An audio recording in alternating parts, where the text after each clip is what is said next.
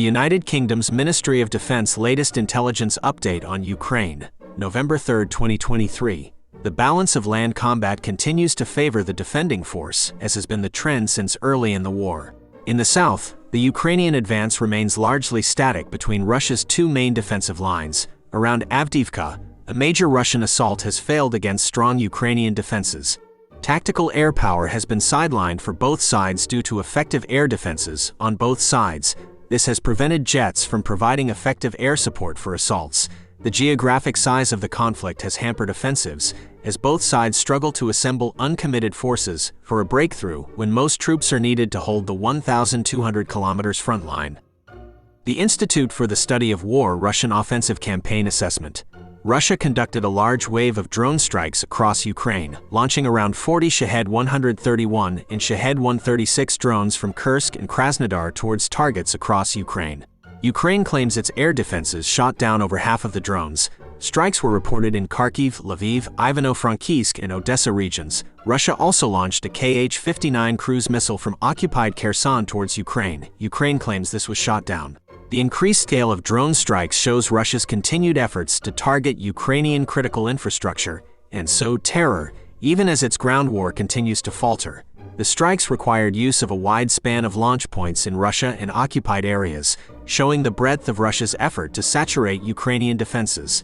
Ukraine's ability to intercept many of the drones shows improving air defense capabilities, but Russia is still able to inflict damage through sheer volume of strikes. The expanded Russian drone campaign is likely to continue and potentially increase in scale as Ukraine makes gains on the ground and the winter sets in. The Institute for the Study of War key takeaways today. The U.S. announced new military aid packages for Ukraine focused on air defense, including more NASAMS, missiles for Hawk air defense systems, and counter-drone equipment. This aims to strengthen Ukraine against Russia's drone and missile strikes. Russian military bloggers criticize the military command for not establishing long-term training capabilities. Keeping experienced commanders at the front and inexperienced careerists as trainers is seen as problematic. Putin allies are reportedly financing two private military companies that have taken over Wagner Group operations in Africa. This highlights oligarch involvement in the war effort. Wagner forces in Syria may transfer Russian Panzer air defense systems to Hezbollah, showing Russia leveraging allies.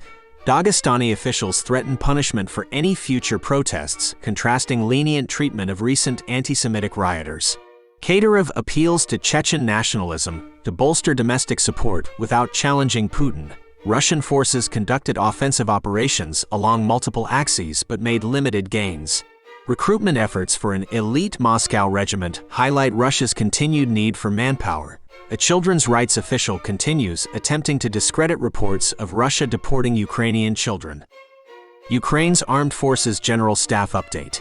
Day 618 of Russia's attempted full-scale invasion of Ukraine continues. Russia is still pursuing plans to occupy Ukrainian territory despite heavy losses. 53 combat engagements occurred. Russia launched 1 missile strike, 67 air strikes, 40 multiple launch rocket system attacks against Ukrainian positions and settlements, causing civilian casualties. Russia fired on 20 settlements in Siversky and Slobozhinsky areas from Russian territory in the north. Minefields laid along the border. Russia made 7 unsuccessful assault attempts near Sinkivka, Ivanivka, Stelmakivka in Kupiansk area. Air and artillery strikes targeted various settlements. No Russian offensive operations in Lyman area, but air and artillery strikes hit over 10 settlements. 8 failed Russian attempts to regain lost ground near Klishchivka in Bakhmut area. Air and artillery strikes on over 15 settlements. 17 Russian attacks repelled near Avdiivka. Air and artillery strikes on over 10 settlements. 14 Russian assaults repelled near Marinka and Novomikhailivka. Air and artillery strikes on over 10 settlements. Air strikes near Vuhledar Zalot. Artillery on over 10 settlements in Shakhtarsk area. Failed Russian attempts to regain ground near Zaporizhia. Artillery on over 20 settlements. Russian artillery and mortars hit Kherson, Antonivka, Solinchaki. Ukraine continues offensive operations, inflicting losses on Russia. 9 Ukrainian airstrikes on Russian forces, 2 on air defense, 11 drones, 1 missile shot down. Ukrainian strikes hit Russian troops, equipment, ammo depots, artillery.